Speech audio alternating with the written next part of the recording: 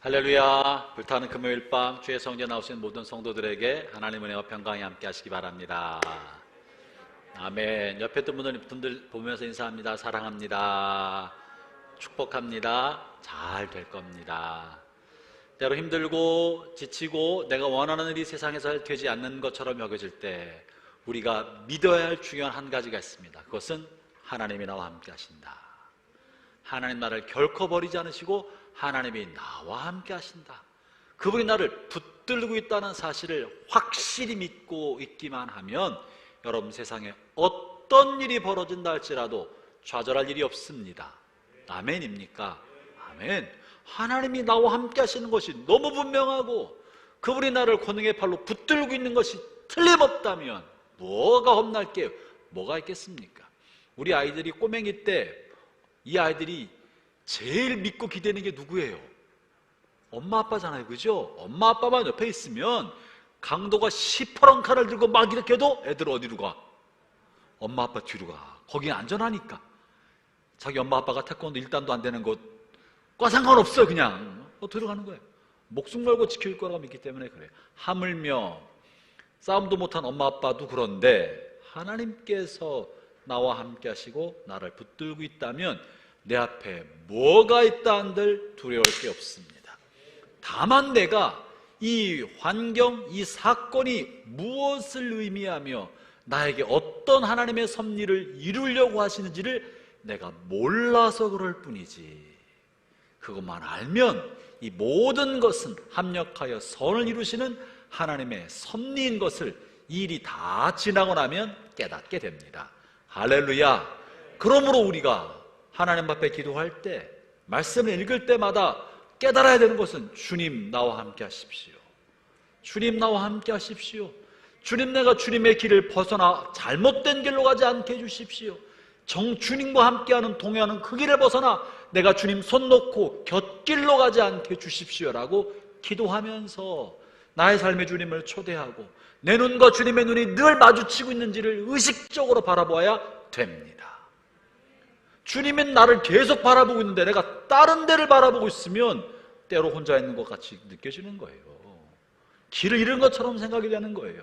그래서 기도하면서 나를 바라보신 주님을 의식하면서 그 주님의 눈을 마주치고 그 주님의 얼굴을 바라보고 말씀을 통해 나에게 들려주신 그분의 음성을 계속 들으려고 하면서 그 말씀이 내 영혼에 들려지기만 하면, 할렐루야, 살았고 운동류는 주님의 말씀이 내 영혼에 들려지기만 하면 게임 끝. 아멘입니까? 게임 끝이에요. 하나님 나에게 말씀해 주셨는데, 하나님 나와 함께 하신 것을 보여주셨는데, 나를 붙들고 계신 것을 확신시켜 주셨는데 겁날 게 뭐 있어요? 문제는요, 그렇게 살지 않는다는 게 문제예요. 눈을 하나님께 두지 않고 내게 오늘 말씀하신 살았고 운동류는 그 음성을 내가 듣지 않고 내 마음대로 막 하다가 기도도 내가 하고 싶은 대로만 해. 그냥 눈길도 하나님을 마주치지 않고 내가 보고 싶은 것 보면서 주님 주시옵소서, 주님 날 도와주세요 하는데 눈은 주님 바라보지도 않고 내가 원하는 것, 내가 바라는 것에 집착이 너무너무 많으니까 그것만 쳐다봐. 주님 주님 주님. 주님 옆에 계신데 주님 주님. 그러니까 주님 옆에 계신 것도 모르고 혼자 걸어가는 거하고 외롭고 힘들고 이 일이 이루어지지 않으면 좌절하고 절망하고 눈을 주님께 맞추지 않아서 그렇습니다. 우리가 왜 끊임없이 기도해야 합니까? 주님이 우리 눈에 보이지 않고 때로 내가 하나님을 망각할 때가 있기 때문에 기도하면서 주님과 눈을 마주치는 거예요. 주님의 마음과 나의 마음이 맞닿게 하는 거예요. 나와 함께 하신 주님의 임재를 내가 의식할 수 있도록 기도하는 거예요. 왜 찬양합니까? 기분 좋아지라고 노래하는 거 아닙니다. 아, 마음이 꿀꿀하니까 오늘 신나는 찬양 한번 해봐서 기분이나 좋게 만들어보자, 그거 아니잖아요, 그죠? 아, 그거 긴가 봐? 우리 그런 거 안에 박수 치면서 신나게 해서 한번 우리 스트레스 한번 풀어보자. 우리 노래방도 못 가는데 여기서라도 그냥 에이 할렐루야! 그거 아니에요. 우리 감정 풀고 기분 전환하려고 그냥 신나는 노래 부르는 거, 그거 아니에요. 찬양을 통해, 찬양은 곡조 있는 기도고 찬양은 곡조 있는 주의 말씀이므로 곡조 있는 기도를 통해 나의 기도를 하나님께 올리고 곡조 있는 말씀을 통해 나에게 주시는 주의 말씀을 받으면서 주님과 시선을 맞추는 거, 그게 찬양이에요. 할렐루야, 할렐루야. 그래서 그렇게 찬양하는 거예요. 신나게만 하는 게 아니고 박수. 제가 별로 안 좋아하는 건 신나게 막 율동하면서 막 이렇게 하는 거, 저 별로 안 좋아해요. 아시죠? 율동 찬양이 잘못돼서 그런 것이 아니라 필요하지만 이게 내가 주님을 의식하고 주님과 눈동자를 맞추는데 방해를 줘. 그냥 신나니까 내 마음은 신나는데 눈은 주님께 가지 않고 그냥 몸만 이렇게 하는 거, 이게 나는 불편해요. 그러니까 이렇게 필요할 때가 있어요. 싱얼롱하고 즐겁게 할 때는 필요해요. 우리 야외 예배 갈 때는 막 필요하지만 예배할 때는 주님 바라보고 주의 임재가 내 안에 부어지도록, 내 마음에 뭔가 주님께 드릴 말씀이 가득 찬데 뭐라고 말해야 될지 모르겠어. 내 마음 깊은 곳에 눈물이 막 흐르고 있는데 어떻게 표현해야 될지 모르겠어.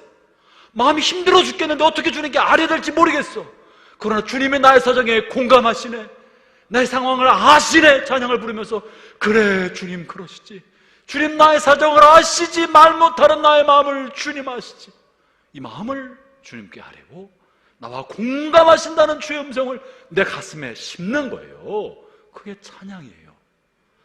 아니 그래 안 그래? 할렐루야.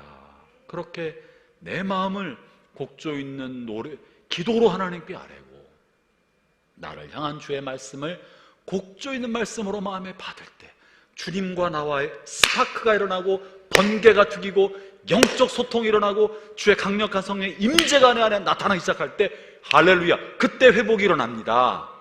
속사람이 회복이 되는 거예요. 살아나는 거예요. 하나님의 말씀이 들려지기 시작하는 거예요. 주님과 눈이 마주치기 시작하면서 아 그래 내가 잘못 가고 있구나, 내가 이것이 문제였구나, 주님 여전히 나를 보고 계시구나, 나를 붙들고 계시구나. 확신도 생기고 회개도 일어나고 감사도 생기고 반성도 일어나는 거예요. 그래요 안 그래요? 그게 찬양하는 시간이에요. 전 우리 예배 찬양할 때마다 그 하나님의 임재가 여러분의 심령 속에 깊게 임하기를 축원합니다.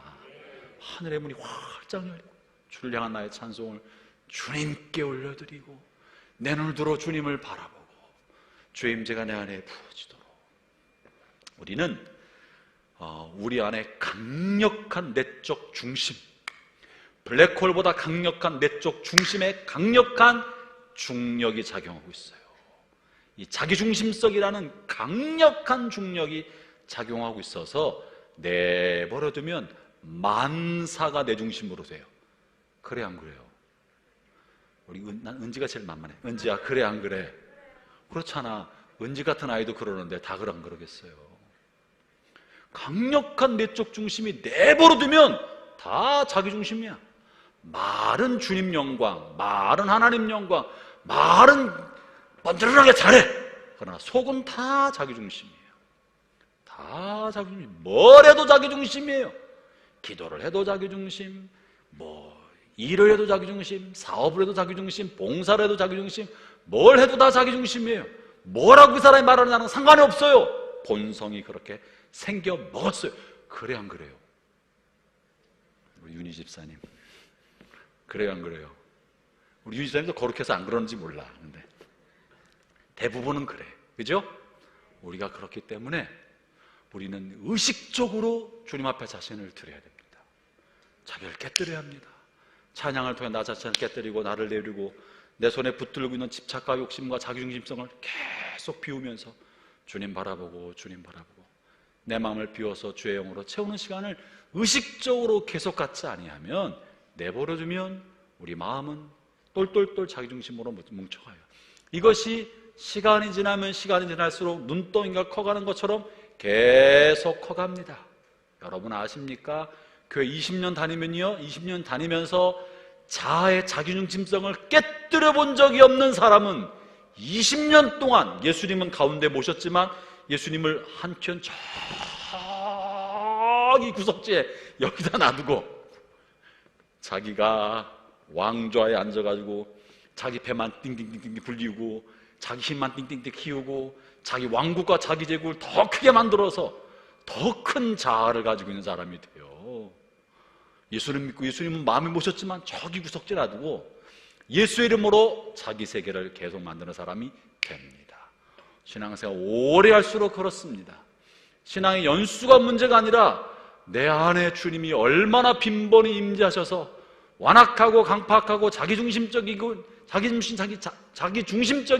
고집과 집착을 계속 깨뜨리느냐, 자아가 얼마나 파쇄되어서 산산이 모래알처럼 부서져 있느냐, 이게 진짜지.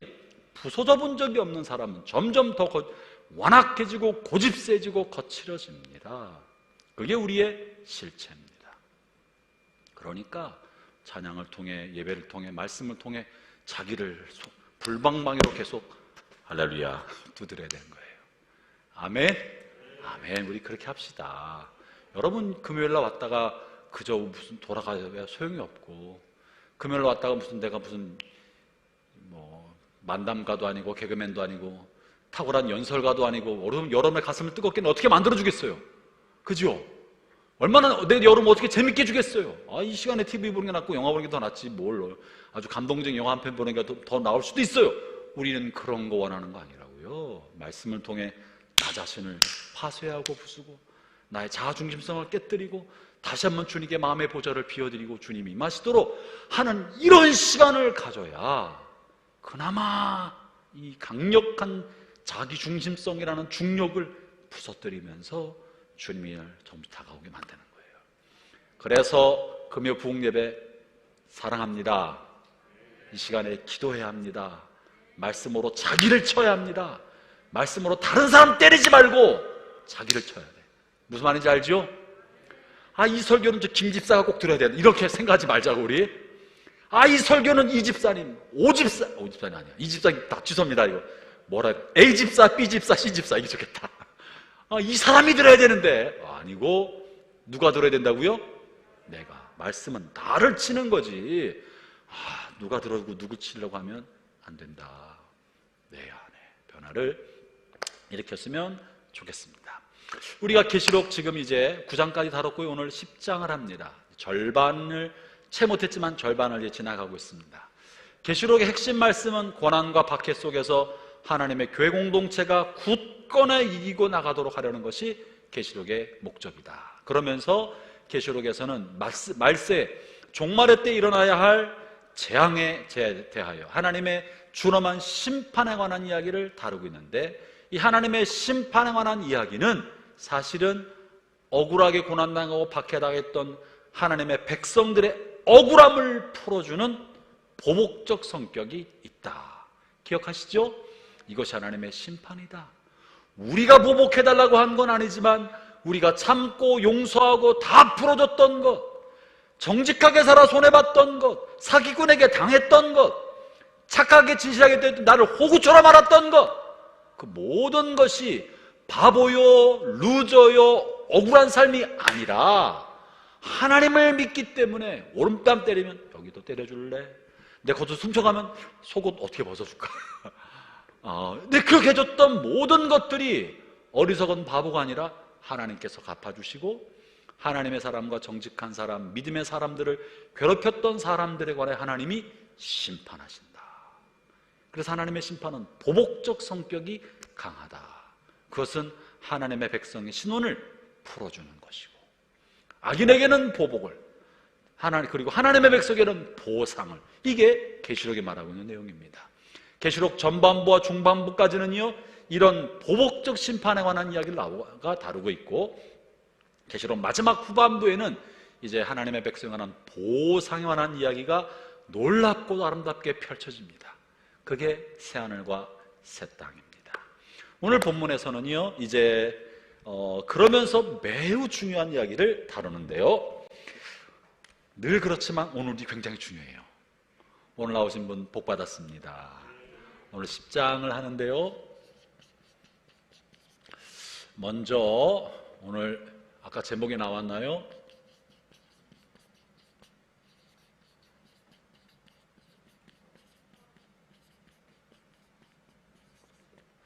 이거에 대해 다루려고 합니다. 우리가 지금까지 하나님의 심판에 있어서 7 봉인에 관해서 다루었습니다.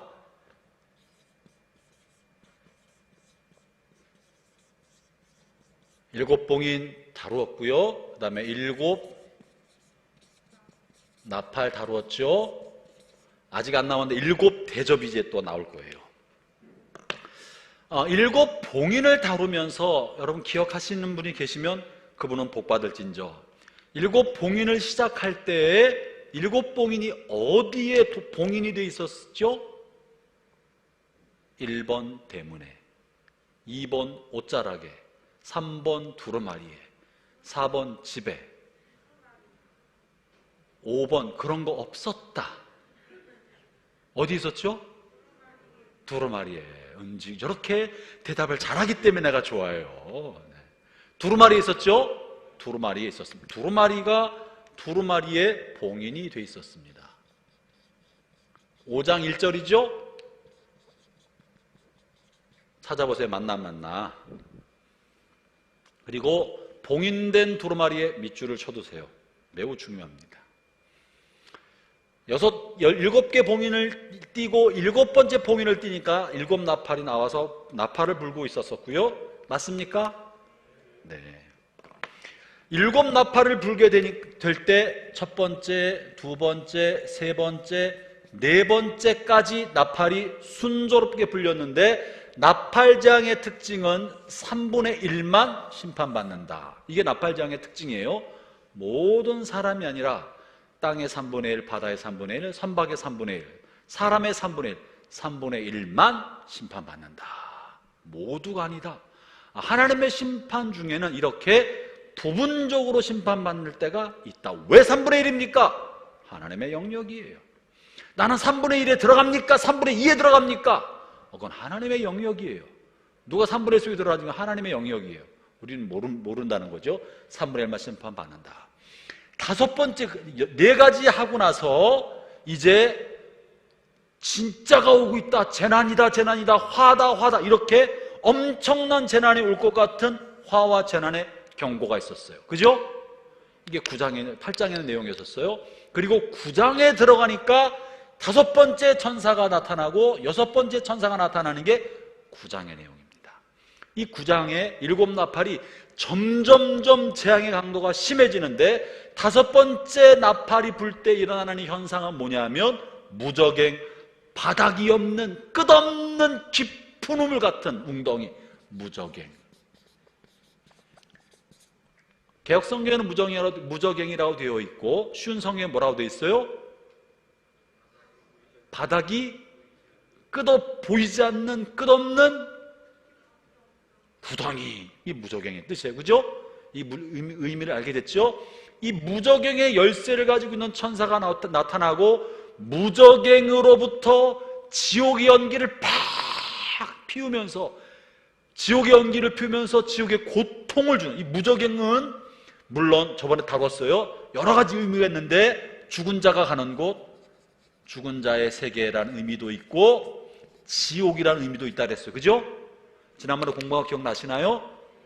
죽은 자의 세계가 무저갱으로 포함되기도 하고 지옥으로 표현되기도 하는데 지금 본문과 계시록에서는 지옥의 의미로 사용되고 있습니다. 마귀를 지옥에 던져놓는다는 게 계시록에 실려있기 때문에 지옥에는 의미가 있다고요. 무저갱으로부터 메뚜기가 한 마리, 메뚜기 떼가 나오는데 메뚜기 떼가 아니야. 메뚜기가 아니에요. 9장입니다. 꼬리는 정갈의 꼬리를 가지고 있고 얼굴은 사자의 얼굴이고 가슴에는 쇠 가슴막이 흉패를 가지고 있고 그런 이런 희한하게 생긴 메뚜기가 등장합니다. 그리고 얘가 유황연기와 함께 유황연기 속에 이건 뭐냐면요 지옥의 고통을 주는 희한한 물질 메뚜기라고 되어 있지만 개혁성경에는 황충이라고 되어 있고 하여튼 특별한 어떤 영적인 실체인 거예요. 문제는 얘가 어디서 나왔다? 지옥으로부터 일어나서 지옥의 고통을 사람들에게 준다고요. 누구를? 3분의 1에 해당하는 사람을. 그런데 특징은 죽지는 않는다. 죽지 않지만 죽고 싶은 고통, 날 죽여주세요 라는데 죽지 않아. 뭐랑 똑같아요? 지옥불이랑 똑같은 거야. 고통스러우나 죽지 않는 그런 고통을 이 메뚜기 떼가 준다. 자, 우리가 지난 시간에 한 겁니다. 9장 보세요. 3절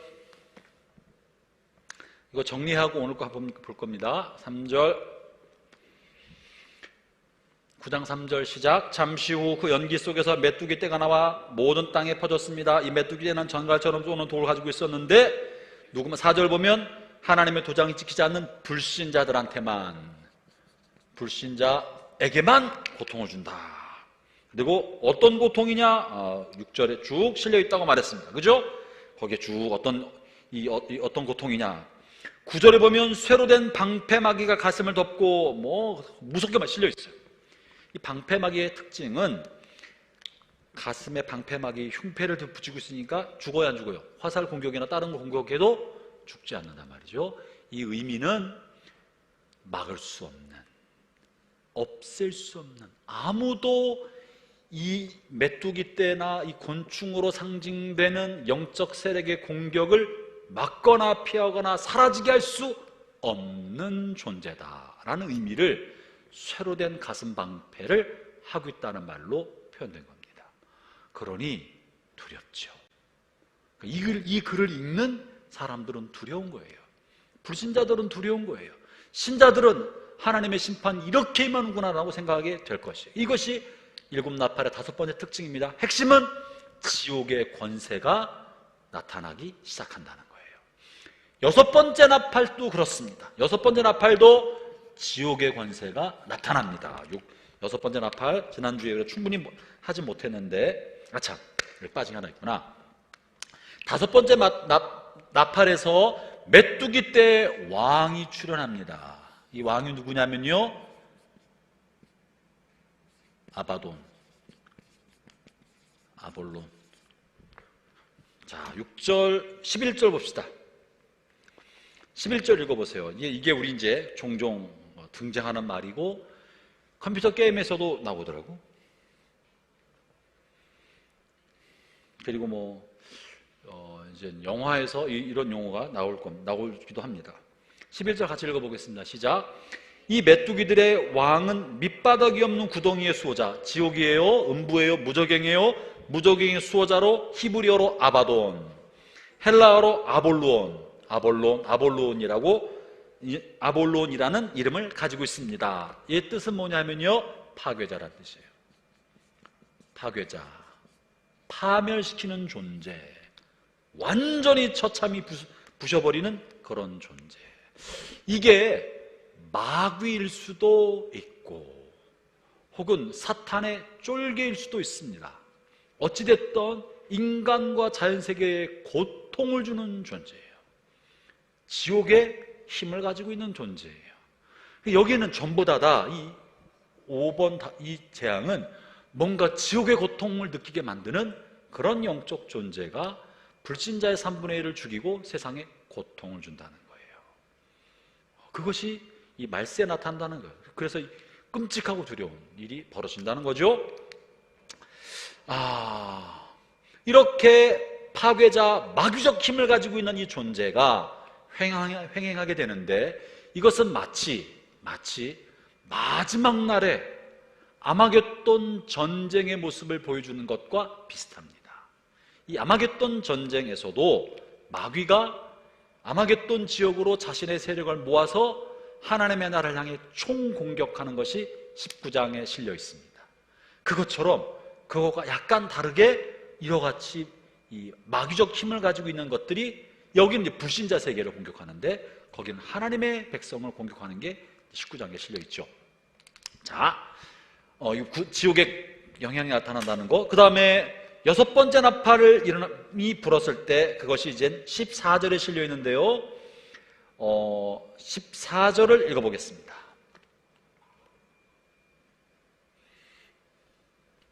14절 읽어보겠습니다. 시작. 그 음성은 나팔을 가진 여섯 번째 천사에게 말했습니다. 큰 유브라데스 강에 매여 있는 네 천사를 풀어주어라. 이 풀려난 천사들이 뭐라 그러냐면요, 15절 시작. 다시 자막 시작. 그 천사들은 바로 이 시간 이 날을 위해 준비해 놓은 자들이었습니다. 이제 그들은 풀려나 이 땅의 3분의 1인 사람들을 죽일 것입니다. 3분의 1이라 그랬죠? 다 계속 3분의 1, 제한적인 수의, 제한적인 사람, 제한적인 자연계에 파괴를 하고 죽이거나 고통을 준다. 이게 일곱 나팔 재앙의 특징이라고 말씀드렸습니다. 이 천사들은 착하고 예쁜 천사들이 아니에요. 심판하는 천사예요. 심판하는 천사예요. 하나님의 명령을 가지고 심판하는 천사인데 그 수가 얼마나 많으냐 하면 16절 읽어보겠습니다. 시작. 나는 그들이 이끌 기병대 수가 몇 명? 2억 명이나 된다는 소리를 들었습니다. 당시 이 시기에, 요한이 살았던 시기에 전 세계 인구가 2억 명이 안 됐습니다. 그런데 이 사람들이 2억 명이라는 숫자를 썼다는 것은 어마무지하게 많다, 헤아릴 수 없이 많다는 걸 말해줍니다. 지금 아마 개혁성경에는 2만만이라고 되어 있을 거예요. 그죠? 2만만. 만도 많은데 만이 2만 개나 있다, 무지무지 많다, 이 말을 이렇게 표현한 거예요. 자, 지금 이 14절, 15절, 16절의 이미지를 기억해 두세요. 2억 명, 헤아릴 수 없이 많은 엄청난 기병대가 유브라데가 내유역에 있는 내유역에서 4명의 파멸의 천사들이 풀려나자 이들을 이끌고 공격해 들어오는 거예요. 그 공격하는 모습이 그 다음에 무시무시한 형상으로 되어 있습니다. 여기서 먼저 기억해야 될 것은 14절에 네 천사를 유브라데 강에 있는 네 천사를 풀어주어라, 밑줄 쳐보세요. 이 여섯 번째 네 천사,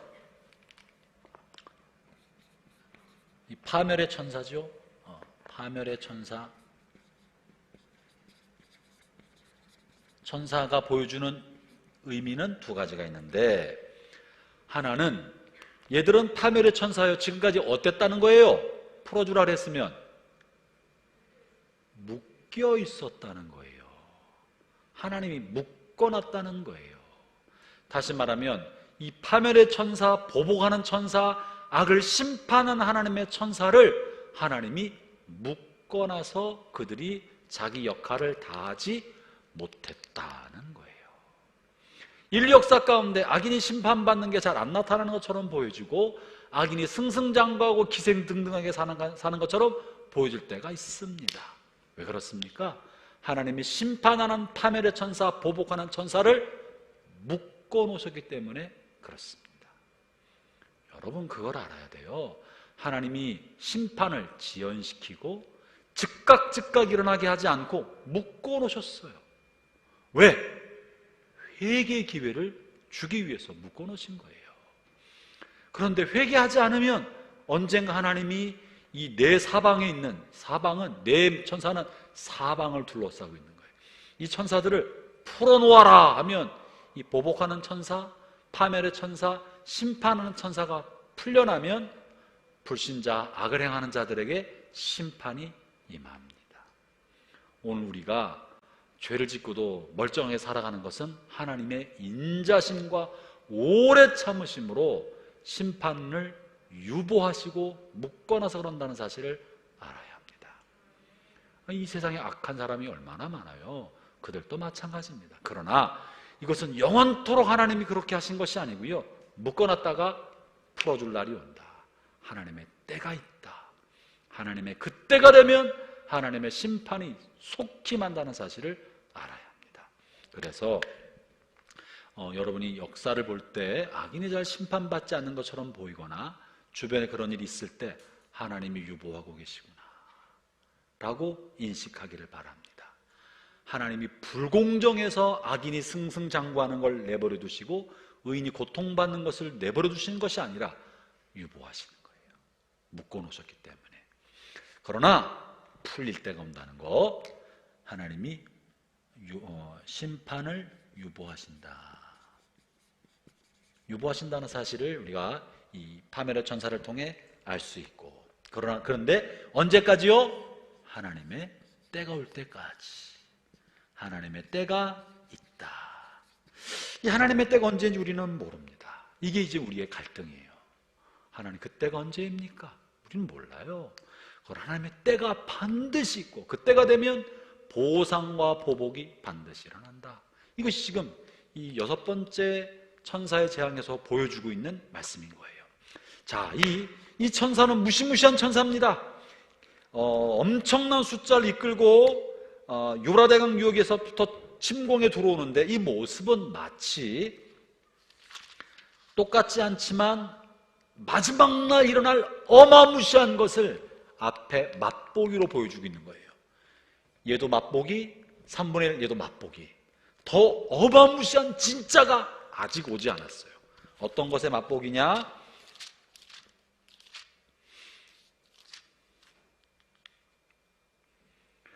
19장, 20장이네, 20장.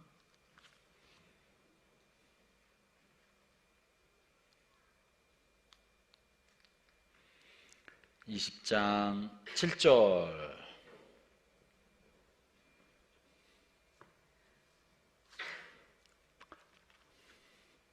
자, 20장 7절 잠깐 손가락을 꼽아 놓고요.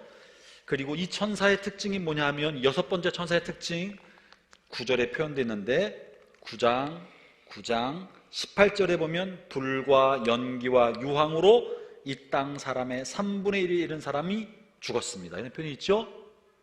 9장 18절 이 천사는 어떤 천사냐? 불, 연기, 유황. 이것은 지옥의 권세를 상징하는 거예요. 지옥불, 지옥의 연기, 유황불. 지옥의 권세를 가지고 있는 그런 천사인 거예요. 지옥의 고통을 겪게 만든다는 말이죠. 자, 그런데 이제 그게 지금 이런 타멜의 천사가 나타나는데 20장 어떤 일이 벌어진다고요? 20장 7절, 8절, 9절 이게 그런 내용입니다. 이것은 마지막 날 일어날 큰 사건이고 그 전에 예비적 사건으로 생기는 거예요. 7절 천년이 지나면 사단은 감옥에서 풀려날 것입니다. 무저갱에 들어가 있다가 풀려난다는 거예요. 그리고는 온 세상에 있는 나라들 곧 곡과 마곡을 꿰어 전쟁 준비를 할 것입니다. 모인 군대는 그 수가 너무 많아 바다의 모래알 같을 것입니다. 그들은 진군하여 성도들의 진영과 하나님께 살아가신 도시를 포위할 것입니다. 그러나 하늘에서 불이 내려와 그들을 불살을 것입니다. 마지막 날 사탄이 자신의 졸개들을 다 모아서 거대한 숫자, 해를 수 없이 많은 숫자, 2억보다 더 넘는 숫자를 가지고 이제는 하나님의 도성을 공격해 들어오는데 그때 하나님 그들을 완전히 지옥불로 멸하시고 심판하신다. 이게 이제 마지막 심판이에요. 그 심판이 일어나기 전에 이와 같은 예비적 징조, 지옥 권세를 가지고 있는 것들이 이젠 불신자를 이렇게 공격한다는 이야기가 등장합니다. 이것은 이렇게 종말에 일어난 사건은 한 번이 아니라 반복적으로 나타나다 말씀드렸죠? 7번, 7대접 반복되는 것처럼 비슷한 재앙이 반복해 나타난다. 하늘에 별이 떨어지고 해와 달이 붉게 변하고 이런 일들이 지진이 생기고 전쟁이 일어나고 반복해서 벌어진다. 그래서 어떤 한 사건을 보고 종말이 가까웠다, 주님 오신다라고 쉽게 말하면 안 된다. 그것은 종말에 일어날 반복적 사건 중에 하나여서 그때와 그 시가 언제인지 우리는 알 길이 없다. 다만 언제나 모든 시기를 살아가는 하나님의 사람들이 곧 주님이 올 수 있다는 긴박감을 가지고 살도록 하나님이 이렇게 하신 것이다. 그렇기 때문에 우리가 주님이 오늘 오실까? 2000년 동안 안 오셨는데 지금 무슨 일이 벌어지겠어? 라고 태평성대하고 살면 된다, 안 된다? 허승원 집사님? 안 된다. 할렐루야. 모범생들은 다 앞에 앉아요. 이렇게 할렐루야. 복이 있을지어다. 무슨 일이 벌어지겠어? 태평성대하게 별일 없을 것이다. 나는 늙어서 편안하게 죽을 것이다 라고 믿고 편안하게 살면 안 된다. 우리는 오늘 주님이 오실 수도 있다. 내일 아침에 눈을 뜨는 순간 주님이 오실 수 있다. 내가 은퇴하기 전에 주님이 오실 수 있다. 오늘 내가 올해 크리스마스를 못 볼 수도 있다. 이런 긴박한 의식을 가지고 살아야 합니다. 크리스마스 전에 예수님 오신다 이런 말씀은 아니에요. 그 말 백목사 했다 그러면 이단되는 거예요. 그러니까 그 말이 아니고 그런 의식을 가지고 살아야 된다는 거예요. 그게 계시록에서 이렇게 반복적으로 이 종말의 사건을 쓰고 있는 이유 중에 하나입니다. 자, 이렇게 6개가 나왔어요. 이 6번째 재앙이 이건데, 여기서 이제는 3분의 1의 사람들이 지옥불에 의해 연기와 유황으로 말할 수 없는 고통을 받고 3분의 1이 죽습니다.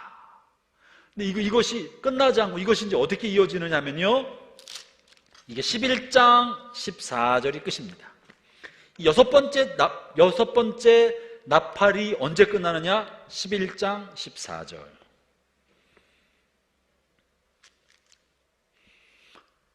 읽어보죠. 시작. 2번째 재난이 끝났습니다. 이제 3번째 재난이 곧 올 것입니다. 15절. 7번째 천사가 나팔을 불자. 이렇게 이어지는 거예요.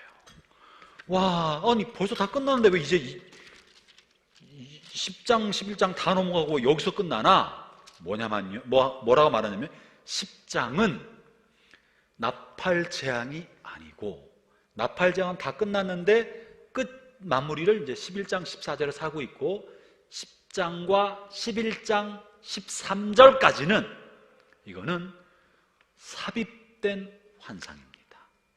제가 계시록에 메인 스토리랑 상관없이 종종 삽입된 환상이 나타난다고 그랬죠? 기억나세요? 여기서 문제, 퀴즈. 삽입된 환상은 주로 뭐에 관련됐었죠? 듣기는 들은 것 같은데 기억이 아련하고 어슴푸레하고 그러시다면 정상입니다. 그런 거 했었나? 이런 분들은 병원에서 좀 상담을 받으셔야 됩니다. 뭐 했죠?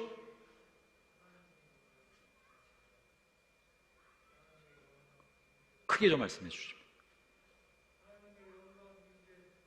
하나님의 영광을 찬양하고 예배하는 천상의 예배가 중간중간 삽입됐던 걸로 보았죠. 기억하세요? 천사가 하는 거 삽입된 환상이라고요. 밑에는 고난이, 땅에서는 고난이 일어나는데 고난이 일어나고 있는 동안에 중간중간 하나님 천상에서 무슨 일이 벌어지는지를 하나님이 그 환상을 통해 보여줌으로 땅에 있는 사람들에게 희망과 용기를 갖도록, 고난이 진행되고 있지만 하늘에서 이런 일이 벌어지고 우리는 그 하나님의 영광과 동참하고 있는 사람이다라는 것을 알려주려고 그렇게 했다고 말씀드렸습니다. 그래서 이 하늘에서 벌어진 일이 훨씬 더 중요한 거라고요. 그런데 10장이 바로 삽입된 환상입니다. 삽입된 환상은 굉장히 중요하다. 이 역사와 땅에서 벌어진 일을 이해하게 만들어주는, 통찰력을 갖게 만들어주는 중요한 환상이고, 또 이 영적 세계를 보여주는 내용이기 때문에 이 삽입된 환상에 관하여 선명한 의식을 가지고 있으면 이 땅에 있는 고난을 어떻게 대처해야 되는지를 깨닫게 됩니다. 그러니까 땅에서 고난받고 고통받고 종말의 시간을 지날 때 이 천상에서 보여준 하나님의 환상을 이해하고 있으면 넉넉히 이길 수 있는 거예요. 그럼 뭐냐 이거지. 도대체 뭐길래 여기 갑자기 들어가 있냐? 오늘 제가 하려는 게 10장입니다. 지금까지는 지난 시간에 한 내용과 지난주에 다 못한 일부를 다루었는데요. 10장이 이 6번째 나팔 재앙 끝나고 7번째 나팔을 하기 전에 갑자기 등장한 삽입된 환상, 내용은 천사와 작은 두루마리인데요. 1절 읽어보겠습니다. 1절 시작. 또 다른 힘센 천사 하나가 하늘에서 내려오는 것을 보았습니다. 그는 구름에 휩싸여 있었고 머리 위로는 무지개가 떠 있었습니다. 얼굴은 마치 태양처럼 빛났으며 발은 불기둥 같았습니다. 와, 굉장한 천사가 내려온 거예요. 구름에 확 둘러서, 구름에 둘러서 있는 건 주로 하나님의 영광 임재할 때 나타나는 현상입니다. 하나님의 영광 같은 위엄과 영광을 가지고 있는 어떤 천사가, 심지어 그 머리 위로 무지개가 쫙, 자체 발광이지, 쫙 펼쳐진 그 천사가 위엄을 가지고 내려왔고, 그 등치와 크기는 얼마나 큰지, 한쪽 발로는 바다를 밟고 또 한쪽 발로는 땅을 밟고 한 손에는 희한한 두루마리를 딱 들고 있었다. 그 모습만 봐도 두렵고 떨릴 만큼. 그리고 다리는 불기둥 같았다. 타오르는 불기둥의 다리를 가지고 있는, 근접할 수 없는 위엄과 강력한 힘과 영적인 영향력을 가지고 있는 천사. 그래서 표현하기를 힘센 천사다 라고 표현하고 있어요. 이 힘센 천사가 몇 군데에 등장합니다. 18장을 한번 봅시다. 뭐 하는 존재냐? 어떤 신학자는요, 구름에 휩싸여 있었고 무지개가 떠 있었다는 표현을 가지고 이 힘센 천사가 예수 그리스도다라고 말하는 분은 신학자가 있습니다. 근데 올바르지 못합니다. 이 천사는 천사지, 천사를 예수 그리스도로 표현하는 건 적절하지 못합니다. 비록 구름에 둘러싸여 있고 무지개가 갖고 있고 얼굴이 태양처럼 빛나는 예수님과 비슷한 영광을 가지고 있다 할지라도 천사는 천사지, 천사를 지으신 하나님은 아니다. 예수님이라고 봐서는 잘못된 해석이다 라고 말씀드리고요. 뭐냐? 18장 1절. 이걸 보면 알 수 있어요. 18장 1절.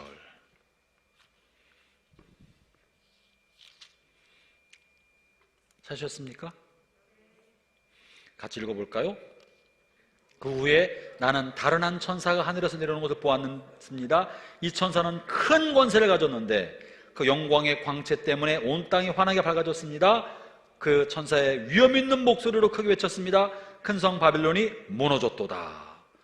영광을 가지고 있고 광채가 빛나고 8장 21절에 보면 그때 한 힘센 천사가 맷돌 같은 큰 돌을 집어서 바다에 던지며 이렇게 말했습니다. 큰 성 바벨론이 이렇게 던져질 것이다.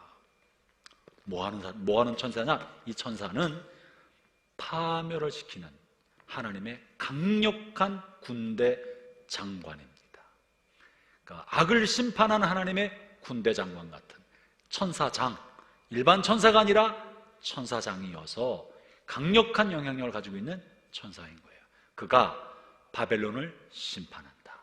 그런 내용을 다루고 있는 거예요. 이 군대 장관이에요. 그래서 보기에도 위험천만한 거예요. 그런 모습으로 나타났다는 것입니다.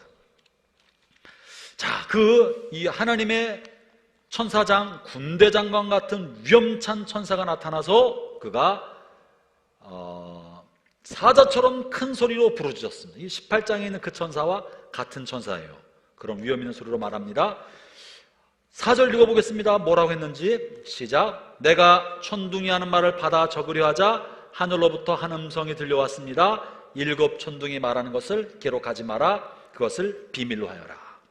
자, 4장에서 하나 중요한 사실은요, 하나님의 계시에는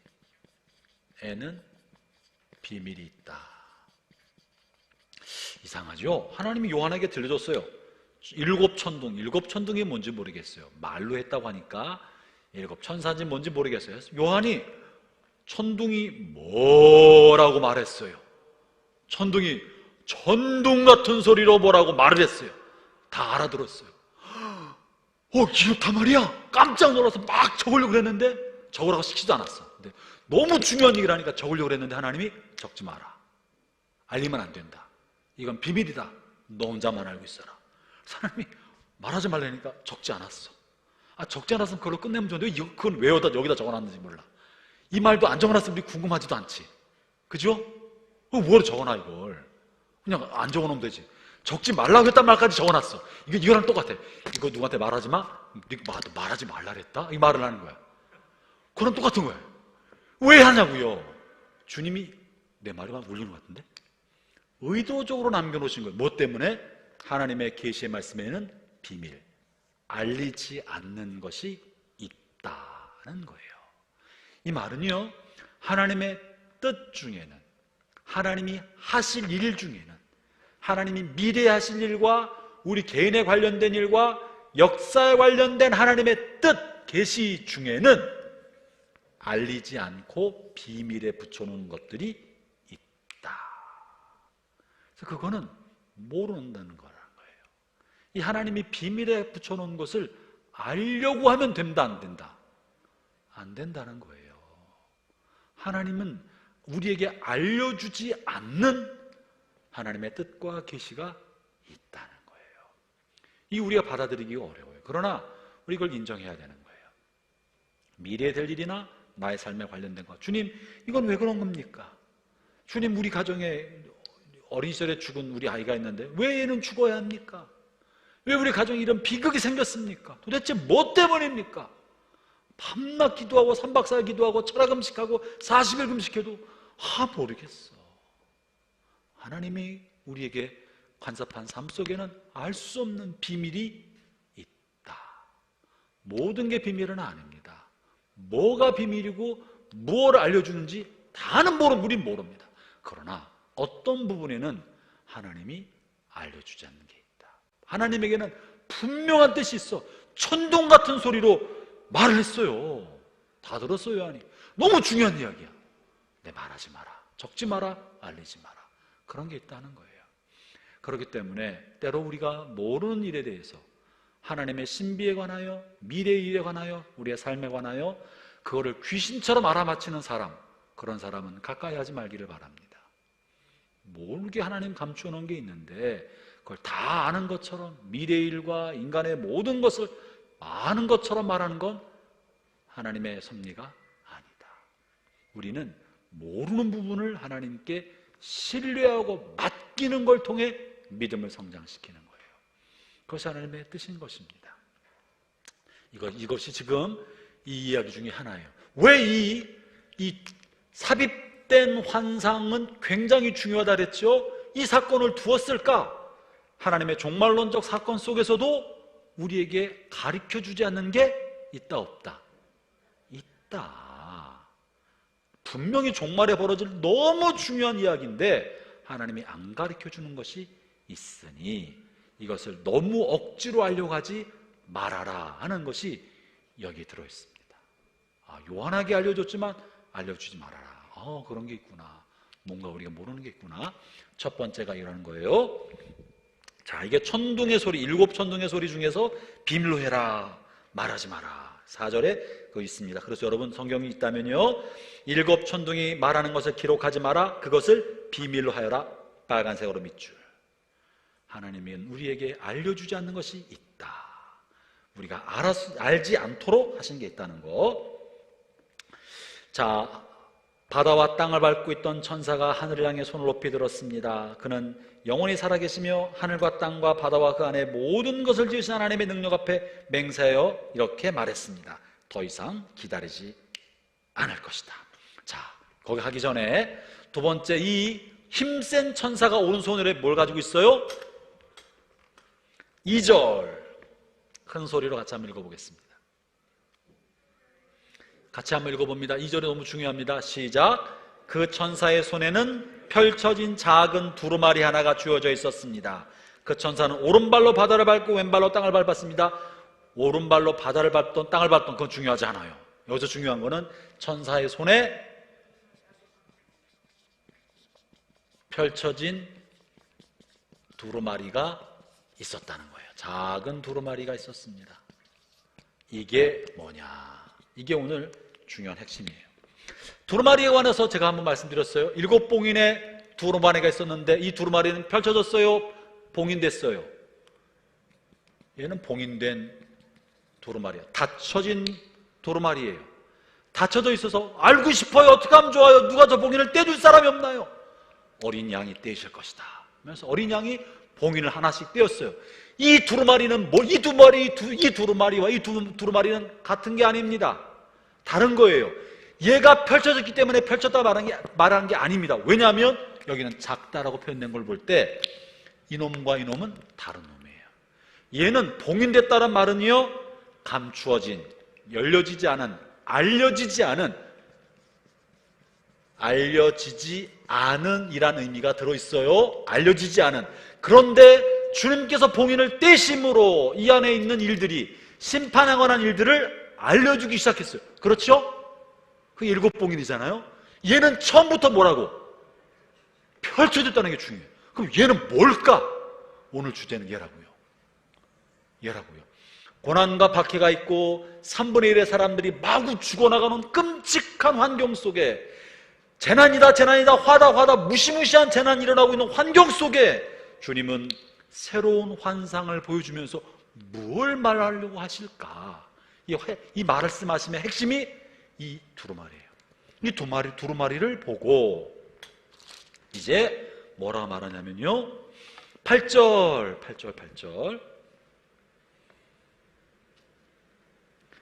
봅시다. 같이 보겠습니다. 시작. 하늘로부터 같은 음성이 들려왔습니다. 바다와 땅을 밟고 서 있는 천사에 가서 그 손에 있는 뭐를? 두루마리를 받아라. 이거 받아와라, 받아와라. 요한한테 하신 말씀이에요. 받아와서 뭐라고 말하냐면요, 9절 읽어봅니다. 시작. 나는 천사에 가서 그 작은 두루마리를 달라고 하였습니다. 천사는 내게 이것을 받아 먹어라. 배에 들어가면 쓰겠지만 내 입에서는 꿀처럼 달 것이다 라고 말했습니다. 나는 그 두루마리를 천사의 손에서 받아 먹었습니다. 정말 입에서는 꿀처럼 달콤했지만 먹고 나니 뱃속에 쓰라리고 아팠습니다. 와, 이 뭐냐고 이거. 이게 뭐냐고요. 이 두루마리를 먹고 삼켰다 이 이야기를 읽을 때 이 이야기는 이 히브리 사람들, 구약 성경을 알고 있는 사람들, 구약을 잘 알고 있는 사람들은요, 이 말을 읽는 순간, 듣는 순간 에스겔 3장의 이야기가 생각이 났을 거예요. 에스겔 3장이 이것과 흡사합니다. 똑같습니다. 볼까요? 오늘 두루마리가 중요해요. 이게 뭐냐? 고난과 박해와 끔찍한 일이 벌어질 때 무엇을 말씀하려고 하시나? 에스겔 3장. 여러분 잘 따라오고 계십니까? 우리가 다시 이 계시록 하는 시간을 갖기 어렵습니다. 앞으로 한 몇십 년 지나야 할래나? 한 5, 6년 지나야 될나 몰라요. 오늘 잘 공부해야 됩니다. 에스겔 3장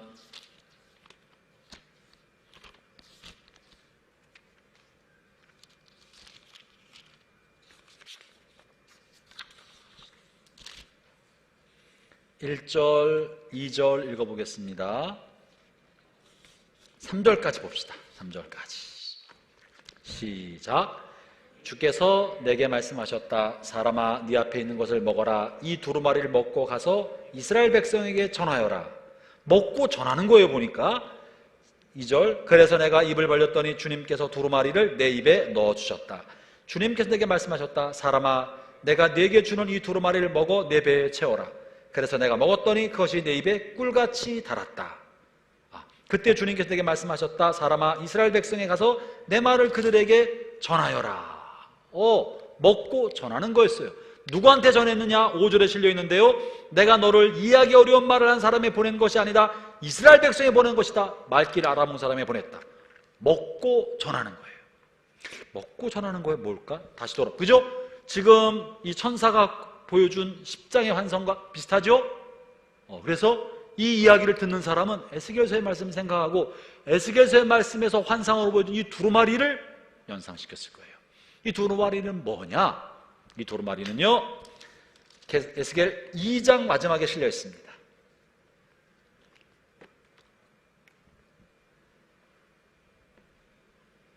2장 8절, 9절, 10절을 제가 읽어보겠습니다. 뭘까요? 읽어보겠습니다.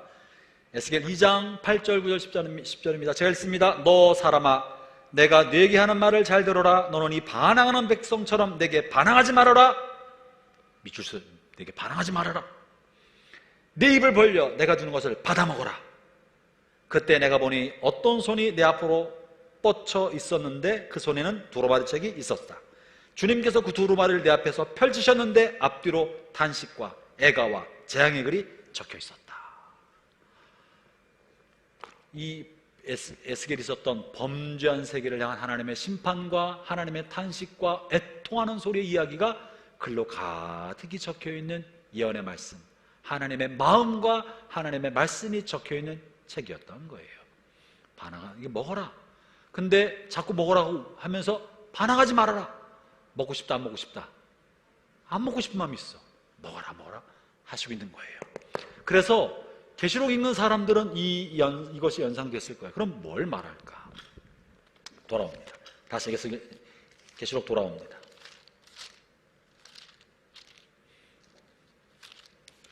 이 해석은 7절에 실려 있습니다. 이게 뭔가 요한에게 가서 먹으라고 그랬는데 뭔가 7절, 계시록 10장 7절을 큰 소리로 같이 읽어보면서 답을 찾아보겠습니다. 시작. 7번째 천사가 나팔 부는 날 하나님의 비밀스러운 계획은 이루어질 것이다. 이 계획은 하나님께서 그의 종들과 예언자들을 통해 이미 말씀하신 것이다. 그리고 나서 두루마리를 먹어라. 두루마리에 있는 비밀스러운 이야기가 뭐라고요? 뭐라고요? 하나님의 종들과 하나님의 선지자들이 전해준 메시지예요. 이야기인 것입니다. 하나님의 종들과 하나님의 선지자가 전해준 그 글이 반드시 성취된다. 그 글을 받아 먹으라는 거예요.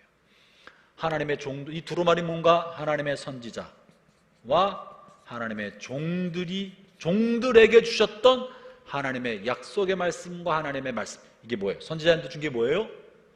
구약이에요. 하나님의 종들, 사도들에게 주신 신약의 말씀인 거예요. 이 하나님의 언약의 말씀, 약속의 말씀들을 받아 먹으라는 거예요. 이 계획은 반드시 성취된다.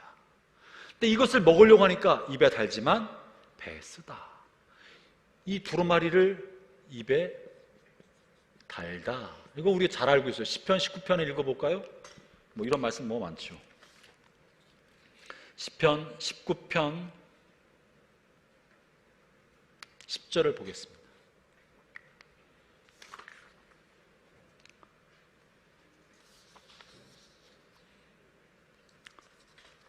읽어보겠습니다. 이러한 것들은 금보다 귀하고 순금보다 값진 것입니다.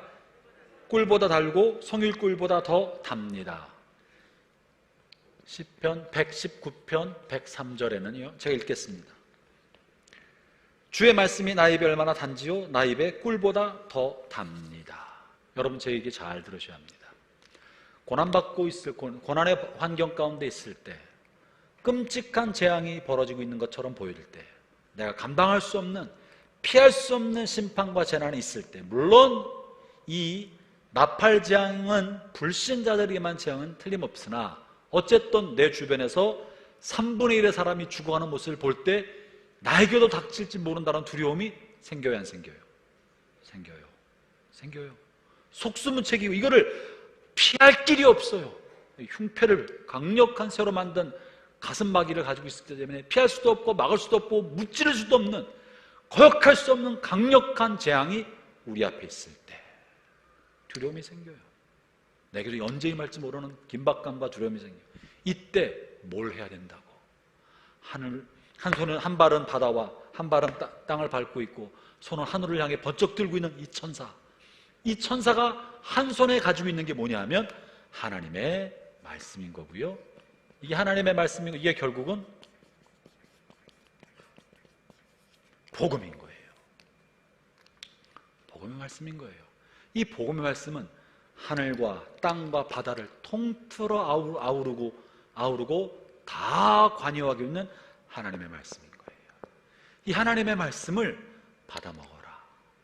하나님의 말씀을 받아 먹고 내가 받을 때 입에는 달아. 이야, 할렐루야, 감사합니다, 은혜롭습니다. 하나님의 세상을 이처럼 사랑하셔서 나를 사랑하 독생자 주셨으니 감사합니다. 말씀을 받고 듣고 읽을 때는 은혜가 돼서 달지만 그러나 배는 쓰다. 이 먹는다는 거, 먹어서 배로 들어온다는 거는요, 배가 결국 소화시켜서 살이 되는 거잖아요. 살이 되는데, 육화되는데, 또는 체화되는데, 내 몸이 되는 데에는 고통스러운 과정, 쓰리쓴 과정, 피하고 싶은 과정, 안 했으면 좋겠다는 생각이 든다는 거예요. 순종은 쓰다는 거예요. 귀로 듣기는 달콤해도 순종하는 데는 쓰다는 거예요. 순종에는 어쩌면 고난이 따른다는 말이 되는 거예요. 순종에는 고난이 따른다. 말씀을 들을 때는 좋지만 순종하려니까 고난이 따른다는 거예요. 이것이 히브리서에서 주님에 관한 말씀도 그렇게 표현되어 있죠. 히브리서 한번 읽어봅시다. 히브리서 5장 8절입니다. 히브리서 5장 8절.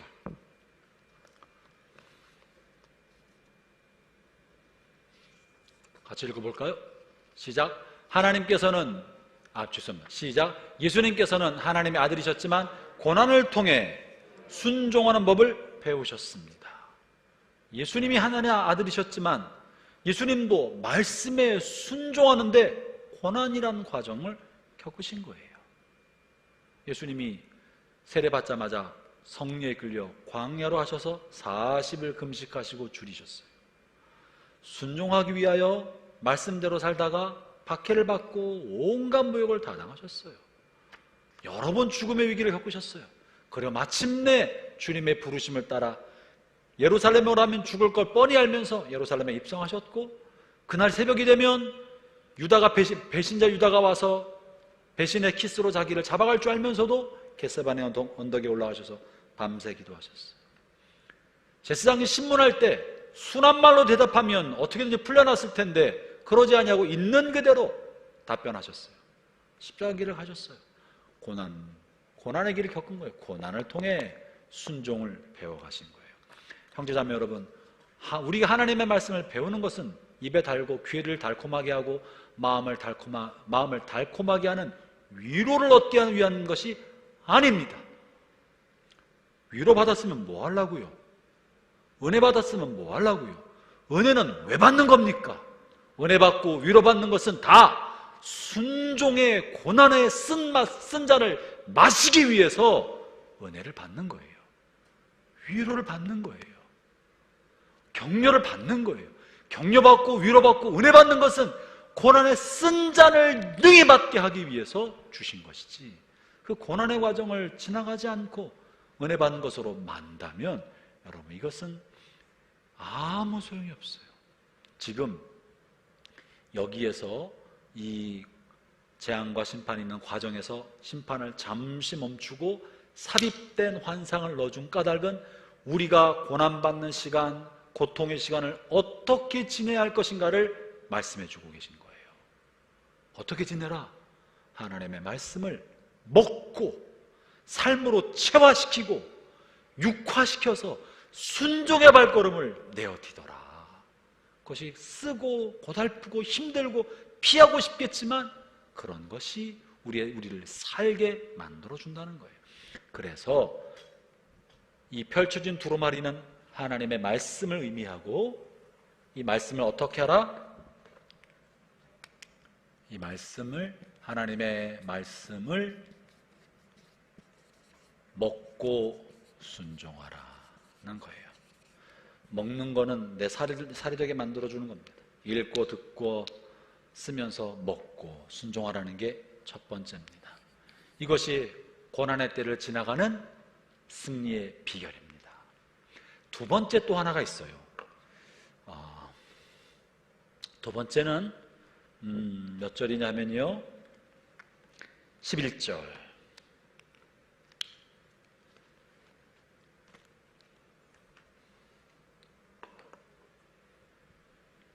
같이 읽어보겠습니다. 시작. 그때 너는 많은 민족과 나라와 언어와 왕들에 대하여 다시 예언해야 한다라는 음성이 들려왔습니다. 에스겔도 그랬어요. 두루마리를 먹어라. 그 다음 뭐라 했죠? 내 백성 이스라엘 가서 뭐해라? 전하라. 아까 봤었죠? 3장에서 전해라. 먹는 것은 나 자신이 은혜 받기 위해서 먹게 하는 것이 아니고요, 순종하고 전하도록 하려는 거예요. 지금 고난의 시간을 통과하고 있는 수많은 하나님의 백성과 그리스도를 알지 못함으로 고난받고 죽음으로 향해 있는 이들에게 복음을 전해라 하는 것이 고난의 한복판에 주시는 주님의 뜻인 것입니다. 여기 나와 있는 요한은 사도이면서 교회를 대표하는 사람이고 주의 종을 대표하는 사람이고 온 성도를 대표하는 사람입니다.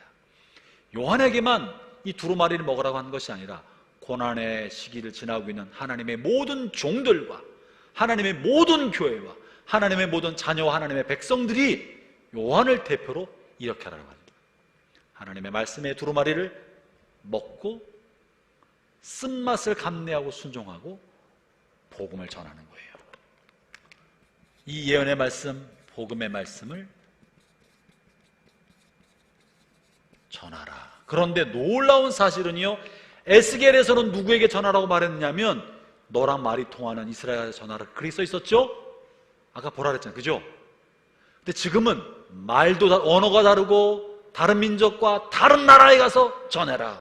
다른 나라들과 다른 민족과 다른 언어 집단에 가서 전하라는 거예요. 이게 지금 하나님이 교회 공동체에 주신 메시지입니다. 복음을 전해라. 고난의 때, 위기 때, 어려울 때. 마무리합니다. 이제 마태복음 한 장만 보고 마치겠습니다. 마태복음 24장.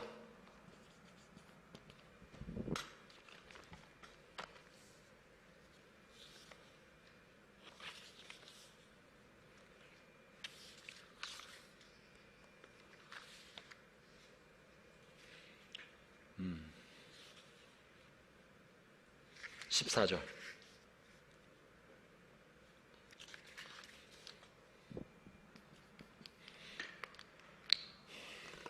같이 읽어볼까요? 시작. 하늘나라의 복음이 온 세상에 전파될 것이며 모든 나라에 증거될 것이다. 그때서야 세상의 끝이 올 것이다. 주님의 재림 마지막 때 언제 온가? 온 땅에 복음이 전파되면 그때 끝이 온다. 그렇기 때문에 오늘 종말의 때를 살아온 우리에게 주님 주신 명령은 이거인 거예요. 모든 나라, 모든 민족, 나와 언어가 다른 온 땅의 사람들에게 예언의 말씀, 생명의 말씀을 전해라. 듣게 해라. 사랑하는 형제자매 여러분, 하나님은 우리에게도 이와 같은 사명을 주세요. 요한은요, 사도로서 지금까지 한평생 복음 전파하는 삶을 살아왔습니다. 요한의 나이가 지금 90이에요. 노년이에요. 그죠? 예언을 받고 있는 요한이 90세에 받았어요. 나이가 많은 요한입니다. 그런데 그에게 다시 말씀하신 것이 이 예언의 말씀을 많은 나라와 모든 언어, 많은 민족과 많은 언어들에게 가서 전해라. 이것은 다만 요한에게 준 것이 아니라 이 글을 읽는 모든 성도들에게 복음을 전파하도록 하시는 것입니다. 사랑하는 형제자매 여러분, 우리가 주님의 때가 가까웠다는 것을 깨달을수록 이 복음을 전해야 합니다.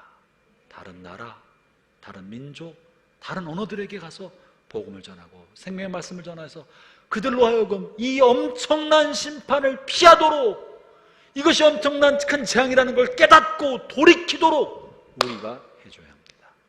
우리가 아니면 그 사람들은 희망이 없습니다. 그리고 예수 믿는 사람들에게는 힘내라, 위로해주고 격려해주고 이 생명의 복음을 전파하도록 용기를 더해주고 믿지 않는 사람들에게는 돌이키도록 말해줘야 할 것입니다. 사랑하는 형제자매 여러분, 하나님 우리와 함께 하십니다. 그리고 우리가 이 때를 살아가도록 우리에게 생명의 말씀인 작은 두루마리를 선물해 주셨습니다.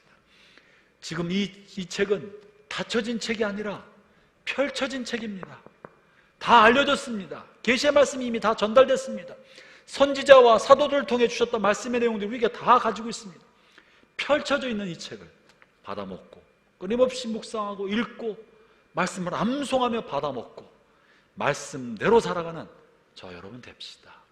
순종하기는 쓸 줄 알아요. 쓴맛입니다. 쓴 자네 아버지, 내가 할 수만 있으면 이 잔을 나에게 옮겨달라고.